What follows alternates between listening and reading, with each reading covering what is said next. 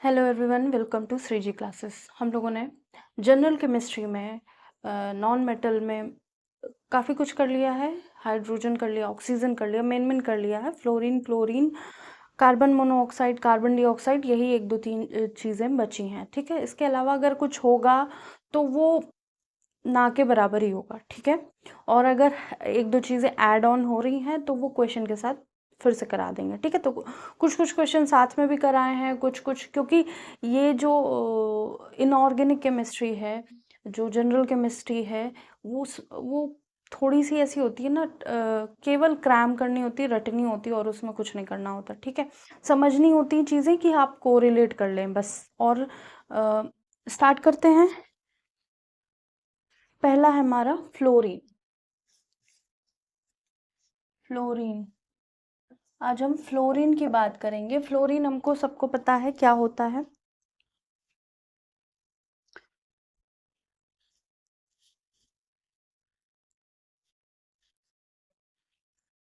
Fluorine gas है, बहुत ही electronegative है। ठीक है, पहले ये 17th ग्रुप का मेंबर है और इसी के नाम से इसका फैमिली है, फ्लोरीन फैमिली। हेलोजन भी बोलते हैं। तो फ्लोरीन क्या है, गैसियस फॉर्म में मिलती है, गैस इन नेचर। ठीक है, इलेक्ट्रोनेगेटिव इन नेचर, इलेक्ट्रोनेगेटिव होती है और हाईली इलेक्ट्रोनेगेटिव होती है, हाईली रिएक्टिव होती है। ठीक है, तो और वाइट कलर की होती है, वाइट इन कलर। ठीक है, हाईली रिएक्टिव, रिएक्ट कर जाती है। लेकिन जब भी कोई मॉलिक्यूल बनाएगी तो बहुत कम ऐसे मॉलिक्यूल होंगे जहाँ पे फ्लोरीन क्या होगा, सेंट्रल मेटल होगा। ठीक है, ज़्यादातर में फ्लोरीन क्या होगा, सराउंडिंग मेटल होगा। जैसे हम AB3 बना लें तो ए क्या है हमारा सेंट्रल एटम और बी क्या है सराउंडिंग एटम। इसी तरह जैसे H2O बना दें तो O क्या है हमारा सेंट्रल एटम और H क्या है सराउंडिंग एटम। तो इसी तरह फ्लोरीन क्या होगा, बहुत कम होंगे ऐसे मॉलिक्यूल्स जिसमें सेंट्रल एलिमेंट की तरह होगा। बाकी ज़्यादातर मॉलिक्यूल्स में आप देखेंगे कि जो हमारा फ्लोरीन है वो सराउंडिंग एटम की तरह वर्क करेगा। ठीक है, तो हाईली रिएक्टिव है, हाईली रिएक्टिव नॉन मेटल कह सकते हैं, हाईली रिएक्टिव नॉन मेटल। ठीक है, और अगर H2S से फ्लोरीन का रिएक्शन कराएं, H2S प्लस फ्लोरीन, तो हमको पिंकिश कलर का, पिंकिश कलर देखने को मिलेगा। ठीक है, पिंकिश कलर। ठीक है, जो H2S होती है इसकी बहुत गंदी स्मेल होती है, रोटन एग की तरह, सड़े हुए अंडे की तरह महक होती है या स्मेल होती है।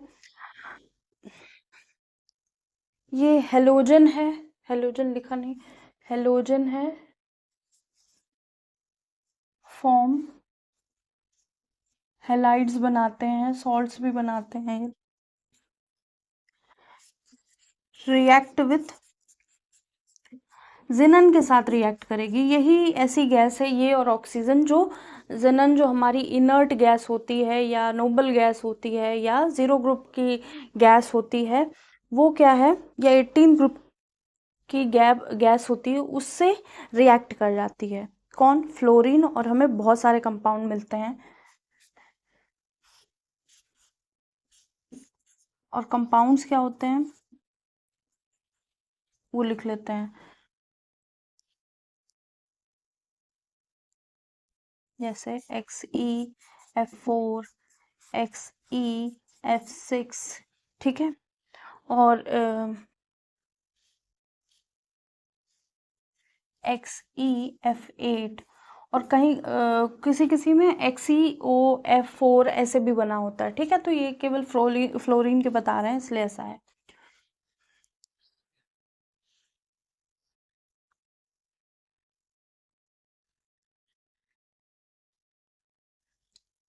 इसकी वैलेंसी 1 होती है।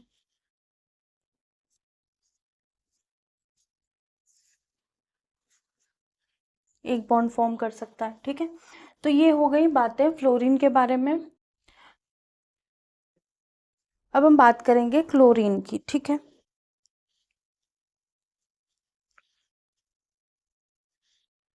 इसको नोट कर लीजिए।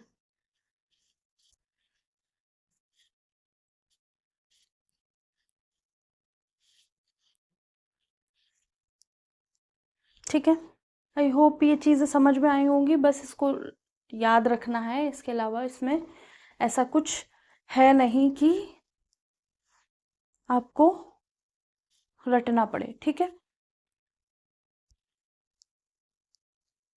नेक्स्ट बात करते हैं क्लोरीन की।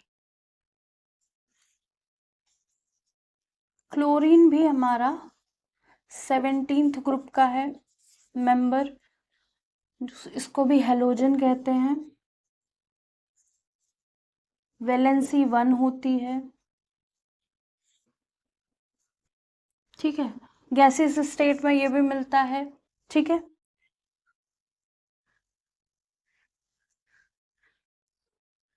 फाउंड इन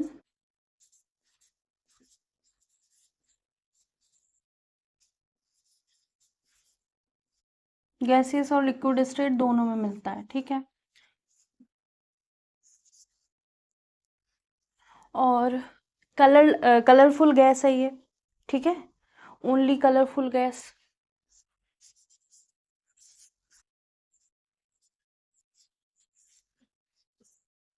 और किस कलर की होगी? येलोइश, येलोइश कलर की कलरफुल गैस होगी।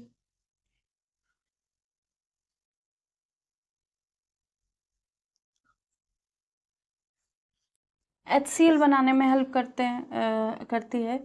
Used in formation of HCl। और HCl कहाँ मिलता है? HCl found in stomach also in human.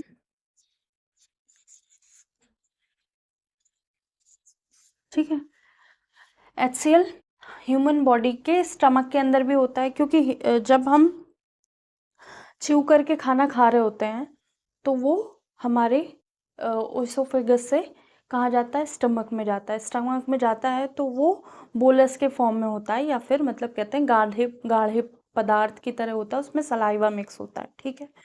अब उसमें कोई अनआइडेंटिफाइड या ऐसे बैक्टीरिया जो नुकसानदायक हैं, या ऐसी चीज़ें जो खाने में होती हैं, वो हमारे बॉडी के लिए नुकसानदायक है, तो वो सारी चीज़ों को बर्न कर देता है HCl। और जो ज़रूरी है हमारी बॉडी के लिए, केवल वो आगे की डाइजेस्टिव प्रोसेस में आगे काम करता है, ठीक है। तो HCl जो है वो एक तरह से क्या कर रहा है, हमारे जो खाना है जो हम खा रहे हैं, चाहे जितना भी केमिकल से युक्त हो, या उसमें कुछ बैक्टीरिया हो, या हमने अनहाइजीनिक फूड खा लिया है, या जैसी भी चीज़ें खाई हैं, तो वो एक तरह से क्या कर रहा है, वो सारे जो बेकार है, जो वेस्ट है, जो हमारे लिए यूज़फुल नहीं है, उसको पहले ही जला देता है, ठीक है। तो HCl एक तरह से हमारी बॉडी में डिटॉक्सिफिकेशन के लिए ही है, ठीक है। तो हमारी बॉडी ऑटोमेटिकली डिटॉक्सिफाई हो रही है। और कभी कभी HCl बढ़ जाता है तो वो भी हमारे खाने की वजह से होता है, कभी कभी घट जाता है वो भी हमारे खाने की वजह से होता है। और हाँ, अब रोज रोज हम लोग अनहेल्दी खाएंगे तो फिर हमारा HCl डिस्टर्ब होगा, और भी बहुत सारे हॉर्मोन्स डिस्टर्ब होंगे, जिसकी वजह से प्रॉपर हमारा स्टमक काम करना कम कर देता है, ठीक है। बंद कर देता नहीं कह सकते, कम कर देता है, ठीक है। लीवर नहीं काम करेगा ढंग से। लीवर में पेनक्रियाटिक जूस होते हैं, तो कुछ एंजाइम ऐसे होते हैं जो फूड हमारा पेट में HCl में मिक्स होके जाता है, ठीक है, वो जब इंटेस्टाइन में जा रहा होता है, स्मॉल इंटेस्टाइन में जा रहा होता है, तो वो एसिडिक नेचर को भी कम करने के लिए भी कुछ चीज़ें होती हैं हमारी बॉडी में। तो HCl क्या है, हमारी बॉडी में प्रेजेंट होता है और ये बहुत अच्छा रोल प्ले करता है। ठीक है, ये एक ब्लीचिंग एजेंट भी है। ब्लीचिंग एजेंट, ठीक है, किसी भी कलरफुल बॉडी के ऊपर पड़ेगा या कलरफुल क्लोथ, कलरफुल सब्सटेंस के ऊपर पड़ेगा तो उसको ब्लीच कर देगा, उसका कलर फेड आउट कर देगा। ठीक है, जर्म्स किल करने के लिए यूज होता है, यूज टू किल जर्म्स। ठीक है, जर्म्स को किल करने के लिए वाटर प्यूरिफिकेशन में यूज होता है, जो वाटर प्यूरिफिकेशन हो रहा होता है उसी में यूज्ड इन वाटर प्यूरिफिकेशन। तो वाटर में अगर छोटे मोटे जर्म्स होते हैं वो भी किल हो जाते हैं। ठीक है, और प्यूरिफिकेशन और भी कहीं जैसे हॉस्पिटल वगैरह में यूज़ किया जाता है, नालियों के किनारे वगैरह में डाला जाता है कि जर्म्स वगैरह किल कर दिए जाएं, और ब्लीचिंग एजेंट तो समझ में ही आ गया। ठीक है, अब इसमें क्लोरोफॉर्म भी बनता है। क्लोरोफॉर्म क्या है, एनेस्थेटिक नेचर का होता है, used in formation of chloroform.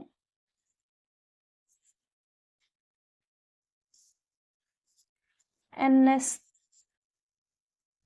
In nature, तो एनेस्थेटिक इन नेचर मतलब क्या, इसका मतलब ये कि जो क्लोरोफॉर्म है वो एज अ एनेस्थीसिया वर्क करता है। हमको जब हम लोग कुछ हमारी बॉडी में कुछ ऑपरेट हो रहा होता है या ऑपरेशन हो रहा होता है किसी चीज़ का, तो हम लोग एनेस्थीसिया की तरह क्लोरोफॉर्म को भी यूज़ करते हैं। ठीक है, जिससे हल्की बेहोशी आ जाती है। अब तो चीज़ें बदल गई हैं, क्योंकि ये थोड़ा है ना, थोड़ा सा डेंजरस हो जाता है, ये ज़्यादा अमाउंट में दे दिया जाए तो हार्मफुल हो जाता है। ठीक है, तो अब और चीज़ें भी यूज़ होने लगी हैं। तो इसको स्टोर कहाँ किया जाता है, डार्क रूम में। किसको, क्लोरोफॉर्म को। CHCl3 chloroform stored in dark room. ठीक है, और डार्क रूम होता है मतलब बॉटल ऐसी होती है, जैसे बॉटल है, उसको बिल्कुल फुल फिल करना है, मतलब वो पूरी ऊपर तक भरी होनी चाहिए, उसमें कहीं भी गैप नहीं होना चाहिए। फिर उसको अच्छे से क्लोथ लगा के और वैक्स लगा के कैसे भी सील करके रखना है। ठीक है, क्यों करना है ऐसा, क्योंकि अगर कहीं से भी वो एयर के कांटेक्ट में आई तो फॉस्जीन गैस बना लेगी, वो बहुत ही पॉइजनस इन नेचर होती है। ठीक है, तो ये सब नोट कर लीजिए।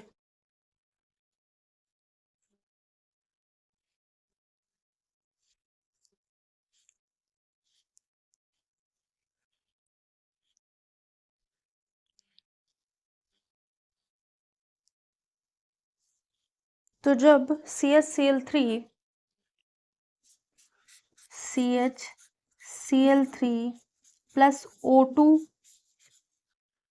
एयर में होगी, वो मिक्स हो जाएगी, तो हमें क्या मिलेगा, फॉस्जीन गैस। ठीक है, COCl2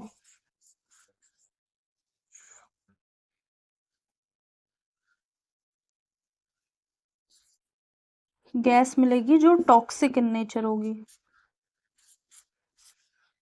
और डेथ भी हो सकती है, और साथ में HCl मिल जाएगा। अब दो गैसेस हैं, एक है कार्बन डाइऑक्साइड और दूसरी है कार्बन मोनोऑक्साइड। लिख लीजिए, फिर दोनों का कंपैरिजन कर लेते हैं।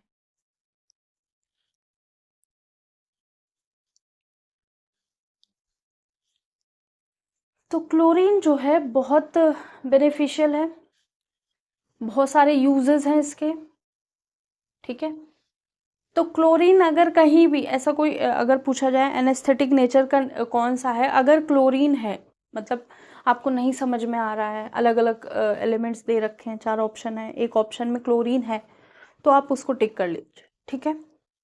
और फॉस्जीन गैस तो बिल्कुल ही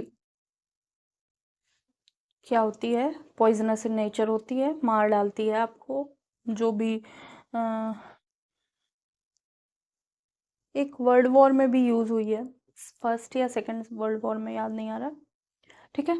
तो क्लोरीन क्या है, जर्मिसाइड की तरह भी यूज हो सकती है, और वाटर प्यूरिफिकेशन के लिए भी, ब्लीचिंग एजेंट भी है।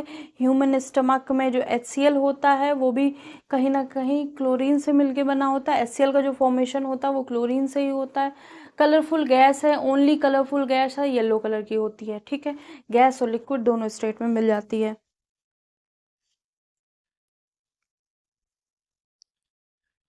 अब इसको रब करते हैं।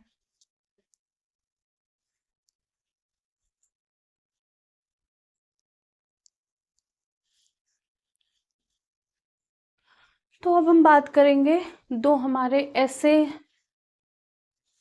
गैसेस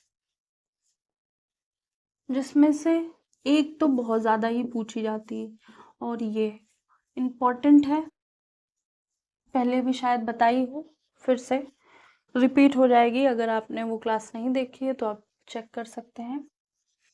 तो अभी क्या है, कार्बन डाइऑक्साइड और कार्बन मोनोऑक्साइड, इसका क्या नाम है, कार्बन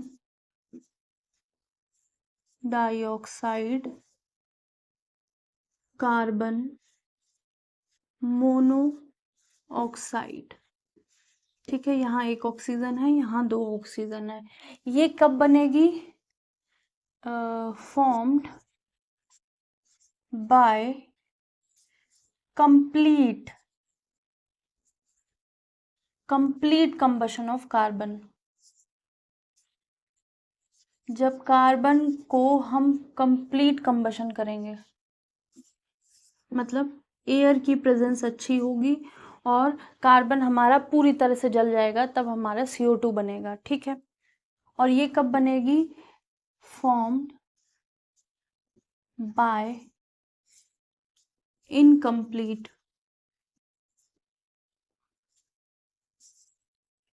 कंबशन ऑफ कार्बन।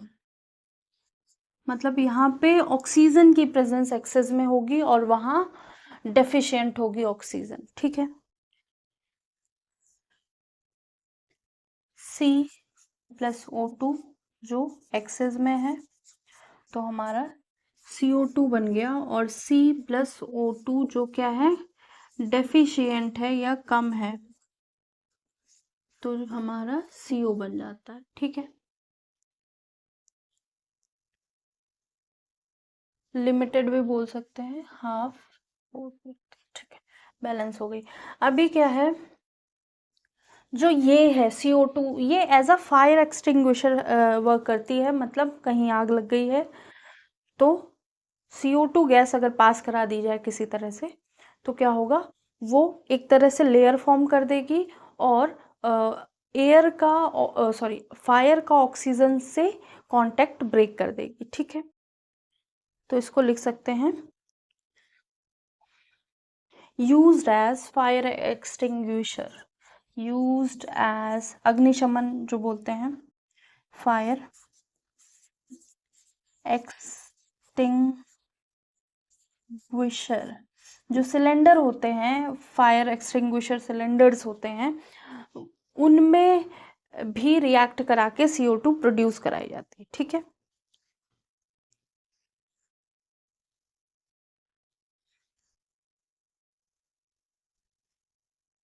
और ये क्या होगा, कार्बन मोनोऑक्साइड क्या होगा, कार्बन और फायर, ठीक है। मतलब एक ये समझ लो, क्लोज रूम में फायर, अगर हम क्लोज रूम और फायर होगा तो CO बनने लगेगा, कुछ टाइम बाद CO बहुत तेजी से बनेगा, और ये एज अ स्लीपी गैस है, स्लीपी गैस है, मतलब अगर आप इस रूम में सो रहे हैं तो आप सो ही जाएंगे, फिर उठ नहीं पाएंगे, ठीक है।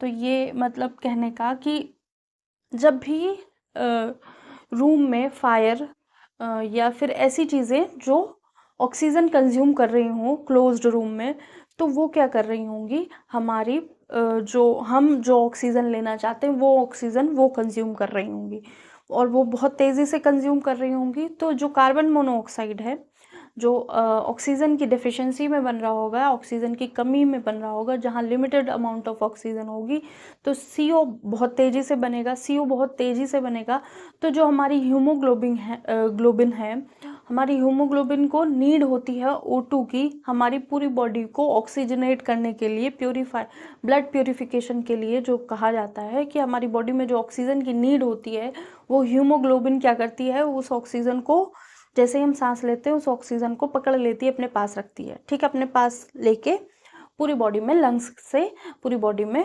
सर्कुलेट हो जाता है। लेकिन जब CO2 आ रही हो, CO आ रही होगी ऑक्सीजन की जगह, CO हमारी ब्रीथिंग से या हमारी ब्रीथ से या हमारी सांस से अंदर जा रही होगी, तो क्या कर रही हो, जो कार्बन मोनोऑक्साइड है वो बहुत तेज़ी से, इवन 200 to 300 टाइम्स ज़्यादा या 200-300 गुना ज़्यादा तेज़ी से हमारे हीमोग्लोबिन में जुड़ जाएगी, और वो हमारी बॉडी को धीरे धीरे ऐसा कर देगी कि हम सांस नहीं ले पा रहे होंगे प्रॉपर, और हमारी बॉडी में ऑक्सीजन की कमी हो जाएगी और हम हमेशा के लिए सो जाएंगे, ठीक है। तो ये इसलिए इसको स्लीपी गैस करता है, हम उठ ही नहीं पाते हैं, ठीक है। मीठी नींद दे देती है और causes death in human.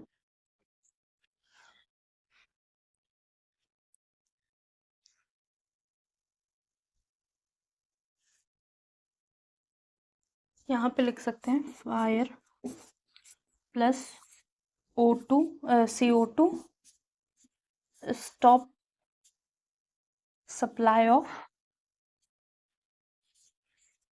O2 का सप्लाई रोक देता है, ठीक है। नेक्स्ट हमको क्या करना है, नेक्स्ट हम लोगों को ये समझना है,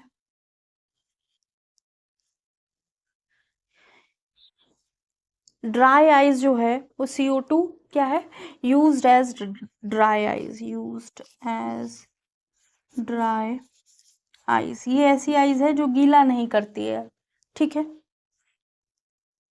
अब तो ये AC वगैरह में भी यूज होने लगी है, ठीक है। तो इसको लिख सकते हैं सॉलिड CO2 यूज्ड इन, इसको सॉलिड CO2 भी कहते हैं, यूज्ड इन AC, ठीक है। सॉलिड CO2 जो ड्राई आइज होती है वो ACs में भी यूज हो जाती है, ठीक है, क्योंकि ये सब्लिमेशन कर रही होती है, मेल्ट करती नहीं है, सॉलिड से सीधे गैसियस स्टेट में पहुंच जाती है, ठीक है।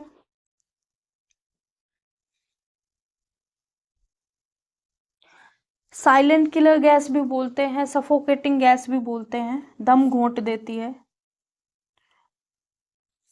Suffocating gas, silent killer gas. तो जब ऐसी चीजें सर्दियों में ज्यादा देखने को मिलती हैं, लोग रूम हीटर हीटर या भट्ठी या कह सकते हैं अलाव घर के अंदर, रूम के अंदर जला के सो जाते हैं और फिर उठते नहीं हैं।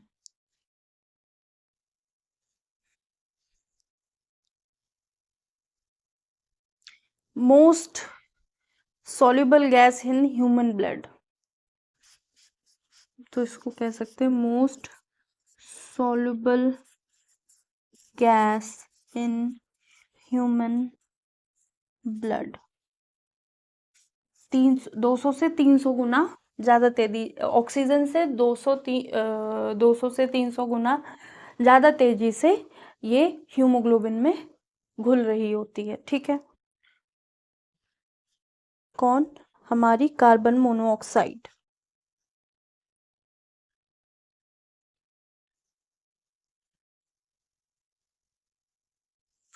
CO2 कोल्ड ड्रिंक बॉटल में भी फिल करी जाती है, जिसकी वजह से वो कार्बोनिक एसिड बनाती है, कार्बोनिक गैस बनाती है, ठीक है, H2CO3 बनाती है बॉटल के अंदर।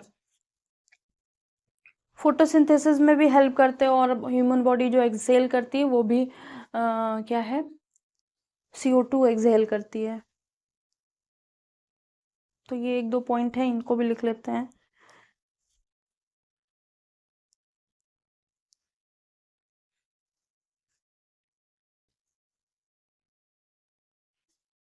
तो इसको लिख सकते हैं, filled in cold drink bottle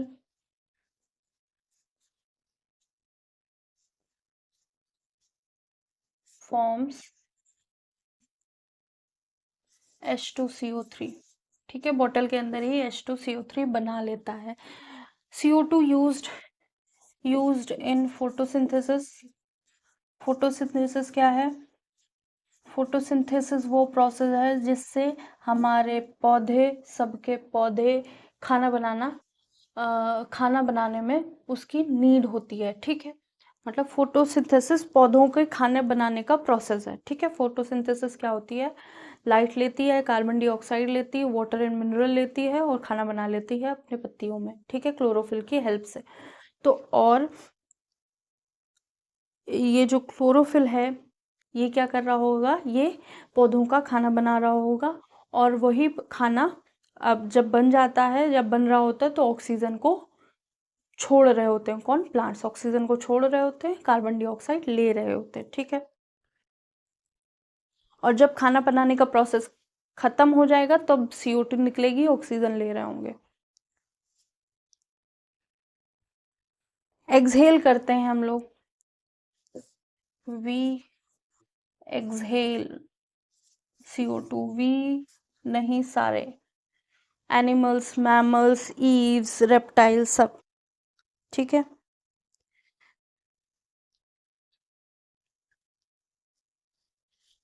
तो आज सारे नॉन मेटल्स ख़त्म हो गए हैं, जो भी इम्पोर्टेंट थे। अब ऐसा जैसा कोई है नहीं जो बहुत ज़्यादा पूछा जाता हो। अगर फिर भी आपको कोई लगता है कि ये इसका क्वेश्चन आया था, उसका क्वेश्चन आया था, तो वो ज़रूर आप कमेंट कर सकते हैं, और मुझे कहीं मिलेगा तो मैं भी बताऊंगी, ठीक है। तो आज के लिए इतना ही, चैप्टर फिनिश हो गया। अब हम करेंगे कार्बन एंड इट्स कंपाउंड, और ये वाला चैप्टर बहुत तेज़ी से ख़त्म करेंगे, क्योंकि बहुत, मुझे भी लग रहा है कि बहुत स्लो हो रहा है ये जनरल साइंस वाला पोर्शन।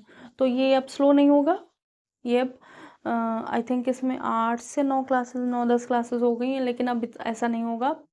बड़ी बड़ी क्लासेस होंगी 50 मिनट तक की, और जिसमें 1.5 घंटे तक का पूरा काम होगा, ठीक है। तो क्लासेस आप अटेंड करिए, प्लेलिस्ट बनी हुई है जो आपको हेल्प करेगी आपकी स्टडीज़ में, और होप सो कि मतलब चीज़ें स्मूथली आपको समझ में आ जाएं।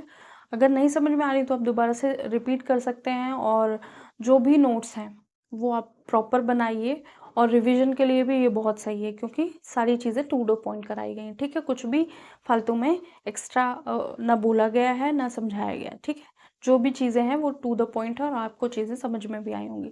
तो आज के लिए इतना ही। लाइक एंड सब्सक्राइब कीजिएगा, कमेंट कीजिएगा, शेयर कीजिएगा, और अप्रिशिएट कीजिएगा।